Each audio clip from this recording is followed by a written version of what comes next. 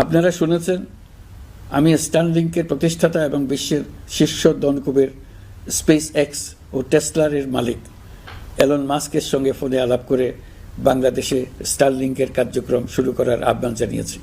সে অনুসারে কোম্পানির প্রতিনিধিরা এখন বাংলাদেশে তাদের কার্যক্রম শুরুর আয়োজন করছে। তাদের সঙ্গে 3 মাসের মধ্যে বাণিজ্যিক চুক্তি চূড়ান্ত করার কাজ চলছে। স্টারলিংকের মাধ্যমে স্বল্প মূল্যে উচ্চগতির ইন্টারনেট বাংলাদেশের ডিজিটাল জগতে একটা বিপ্লব আনবে।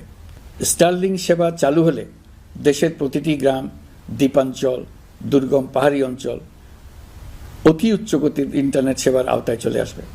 স্টারলিংক চালু হলে ভবিষ্যতে কোনো সরকার ইন্টারনেট সেবা বন্ধ করে মানুষকে আর তথ্যবন্দী করার কোনো সুযোগ পাবে না। বাংলাদেশের প্রতিটি অঞ্চলে বিশ্বমানের শিক্ষা, স্বাস্থ্যসেবা, অর্থনৈতিক ক্ষেত্রে সকল নাগরিকের অংশগ্রহণ নিশ্চিত করা যাবে।